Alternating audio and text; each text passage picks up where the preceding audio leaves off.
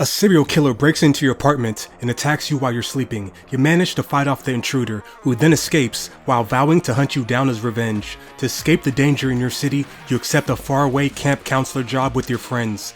You did not know this, but the camp that you're going to be working at has a history of people being killed, and another serial killer is currently on the loose at the camp. We're going to break down what mistakes were made and how to beat the serial killers in American Horror Story 1984, Episode 1. In future videos, we'll be breaking down the other episodes, one by one, of this 9th season of the American Horror Story series, titled 1984. Before we start the video, I just need like 15 seconds to quickly advertise to you. Subscribe to Showsplanation so you don't miss future breakdowns of your favorite shows. We have a Patreon in the description that you can donate to support this YouTube channel. Don't forget to visit mebomber.com for cool and funny clothing. The website, mebomber.com, is in the description. Alright, back to the video. The year is 1970 at Camp Redwood, a summer camp for kids in rural California. It's the middle of the night and everyone is sleeping, except 3 teenage camp counselors that want to have a threesome. These hormone-filled idiots think that because there's a sheet being used as a curtain around their bed, then nobody will catch them bumping uglies if they're quiet. A serial killer called Mr. Jingles slowly enters the camp sleeping area to kill everybody. One of the girls having the threesome becomes hesitant to continue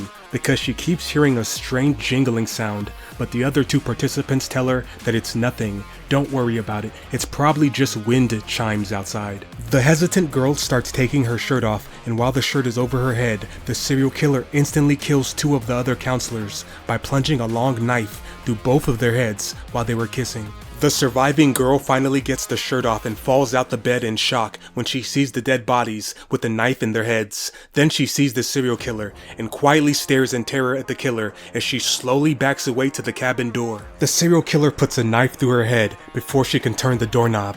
This was the first mistake. When the shirtless girl saw her friend's dead bodies and the killer, she was quiet as a mouse in fear while she attempted to slowly crawl away. If you want to survive a situation like this, you need to scream and alert everybody in that room that's not already dead, and the nearby cabins if possible, that there is an emergency occurring. Whenever you are being attacked in a public area, you need to be as loud as possible to draw attention to yourself. The assailant may flee in fear of being caught, or a bystander might rush to your aid. You increase your chance of survival significantly by being loud when you're being attacked in a public area. Back to the story. The serial killer cuts off the dead victim's ears as a trophy and puts it on a necklace, then walks out of the cabin, leaving a trail of dead bodies stacked on the floor. The story cuts to the future. The year is 1984 in Los Angeles, California. There's an 80s aerobics class going on, which is where the main characters and friends of the story are introduced. There's Xavier, who is the aerobics instructor and an actor. There's Montana, a woman whose brother called Sam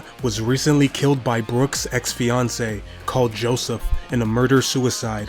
Nobody knows who Montana is or her secret grudge against Brooke until much later in the series. Basically, Brooke's ex-fiancé Joseph thought that Brooke was cheating on him with Sam, so he killed Sam and then himself. There's Ray, the token black guy of the friend group. There's Chet, a former Olympic athlete, alcoholic, and drug abuser that was disqualified from participating in the Olympics because of his substance abuse. He also has anger issues. There's Brooke, the clueless nice girl who doesn't know who Montana is or how Montana secretly wants her dead because she blames Brooke for her brother's death. Aerobics class ends. Brooke and Montana are in the locker room taking a post-workout shower. Montana introduces herself to Brooke so they can be friends, and later introduces Brooke to the rest of the friend group. Xavier is in the lobby of the fitness studio, telling the group about a horrific murder that recently took place in a local park by an unknown serial killer called the Night Stalker. Xavier's cousin works for LAPD homicide, and they are convinced that whoever did the park murder is also responsible for a bunch of unsolved murders in town. Xavier wants to get out of town due to his fear of the Night Stalker, so he got a camp counselor job at Camp Redwood. He offers to hook up the rest of the group with camp counselor jobs, and they accept the job offer except Brooke, who can't do it because she's a college student who doesn't want to miss classes. But Brooke will soon change her mind. She's about to have a run-in with the Night Stalker. Brooke is back at her apartment fast asleep when she gets attacked by the Night Stalker. The Night Stalker's name is Richard. He is a crazy Satan worshiper who is dating Montana. Richard is obsessed with Montana and kills anybody that she doesn't like, which is why he's in Brooke's apartment getting revenge for the death of Montana's brother by Brooke's ex-fiance. Brooke just made a major mistake that you, the viewer, should never make. Brooke left her windows open while she's sleeping. Do not leave your windows open at night for anybody to sneak into your home, especially when there is news of a serial killer in town. The two struggle and Brooke manages to hit the Night Stalker in the head with a frying pan. The loud commotion caused by their fight causes Brooke's neighbor to bang on her door, ask if she's okay, and tell her that he called the cops. This was another mistake. Brooke's first thought should have been screaming. Whether you choose to fight back, escape, or comply with the home intruder's orders, make sure you are loud as possible to draw attention and draw help to yourself. Brooke got lucky that the unintentional sounds of her fighting the Night Stalker were loud enough for a neighbor to hear something was wrong and to come to her aid. The Night Stalker runs away and yells that he'll find and kill Brooke eventually. So now Brooke chooses to take Xavier's job offer to leave town to be a camp counselor. The group takes a van together up to Camp Redwood. They stop at a rural gas station where Xavier walks to a payphone to call his landline phone number back at his house to listen to his own voicemail, which I didn't even know was possible to do. But anyway, he hears a creepy voice on his voicemail threaten him that there's nowhere to run, nowhere to hide,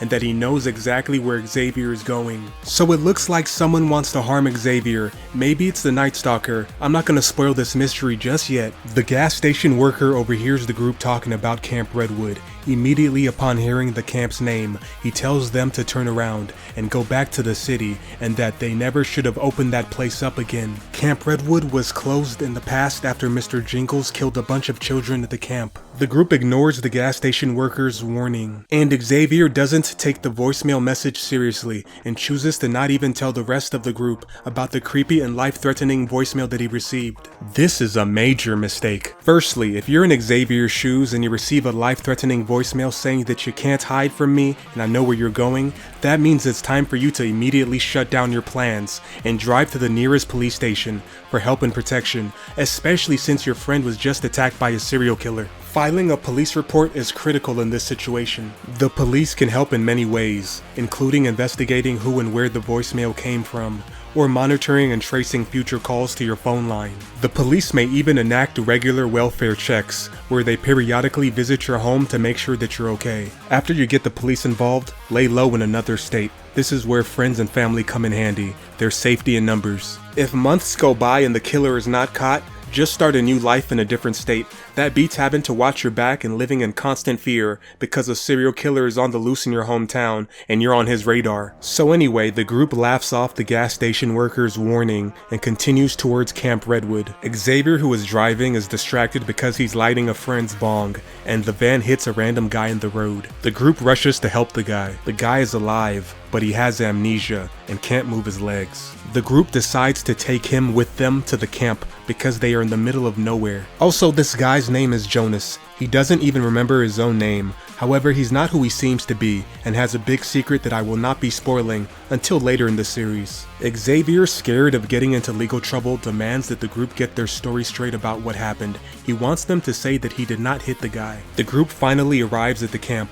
The first person they meet is Margaret, the owner of the camp. The group lies to Margaret about what happened to the guy they hit. They take the injured guy to Nurse Rita for medical care. Nurse Rita is not who she says she is. Her real name is Dr. Donna Chambers, a psychologist and PhD student that was allowed to interview Mr. Jingles at the Red Meadows Asylum, a facility for the criminally insane, which Mr. Jingles was sent to after he killed the children at the camp. Nurse Rita is secretly up to something, but I won't spoil what she's up to just yet. Margaret gives the group a tour of the camp and tells them the rules. The group hangs out that night at a campfire with Nurse Rita. The nurse tells the group about the camp's unpleasant history and the serial killer Mr. Jingles. Mr. Jingles was a dishonorably discharged Vietnam vet that developed an obsession for killing people and cutting off their ears as a trophy during the war, which stayed with him even when he came back to civilian life as a janitor at Camp Redwood. One random night, Mr. Jingles snapped, grabbed a knife, and killed an entire cabin of children. Margaret shows up and adds to the conversation that she was the only survivor of the massacre.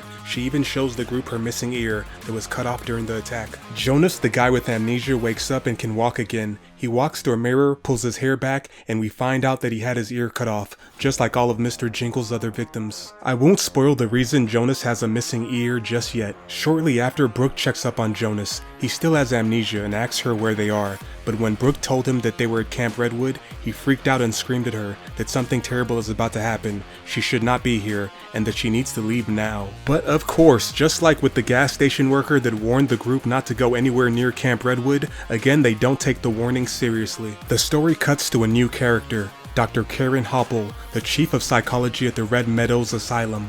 The asylum is littered with crazy people wandering around outside in the rainstorm. Dr. Hopple is shocked when she's told the bad news by an asylum guard. Mr. Jingles broke out of the facility, and while he was escaping, Mr. Jingles hit a button to release all the other asylum patients from their jail cells.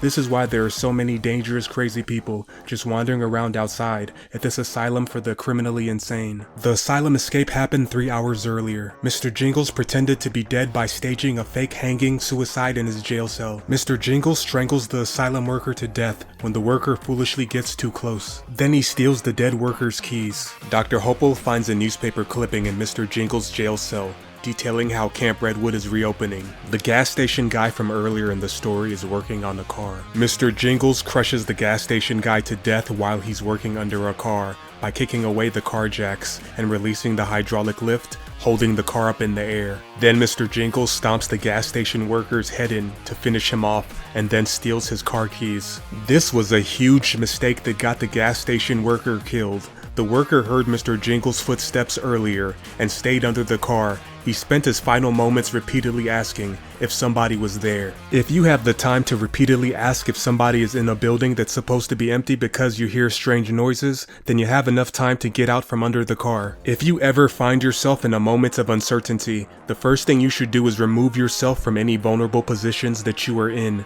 and then ask questions or investigate. Back to the story. Mr. Jingles is shown driving into Camp Redwood. Brooke heads to the infirmary to get rubbing alcohol and bandages for a friend that injured his hand. When Brooke turns around to leave, Jonas the hitchhiker magically appears dead, hanging on the door to the cabin that she just opened. If I was in the show, that would be my cue to leave. There is something supernatural going on for a dead body to appear out of nowhere on a door that you just opened moments ago. Anyways, Brooke hears the sound of jingling keys and turns to the window to see a mysterious hooded man staring at her from outside. It's Mr. Jingles. Brooke makes a run for it out the cabin and is chased by Mr. Jingles. Brooke makes it to the cabin where her friends are watching TV together and warns them that Mr. Jingles is at the camp and is after her. He killed the hitchhiker and cut off his ear, she said. The group is skeptical and opens the cabin door to see if anything is outside. They don't see anything. The group walks together to the infirmary to see if Jonas the hitchhiker is dead, like Brooke said. They don't see the hitchhiker's dead body on the door. Now the group thinks none of what Brooke said is true, and that it's all just a figment of her imagination. The group disperses, thinking nothing is wrong. Brooke is left sitting in the fetal position, questioning what just happened. I would have left this camp immediately, whether my friends believe me or not. A couple of $100 Uber fee is worth it to save your life. The story picks up with Brooke in her bed thinking. Then she hears the camp's payphone ringing.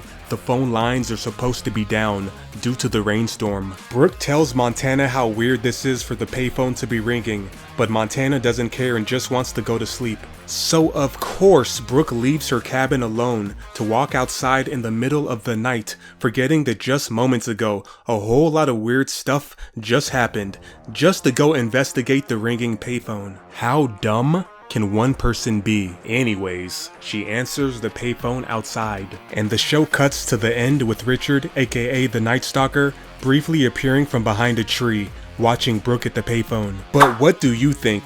What would you do differently if you were in these situations? Let me know with a comment down below, and don't forget to subscribe to the channel for more of these kinds of videos. Thank you so much for watching. Leave a like and subscribe if you liked the video. Until next time, have a great day.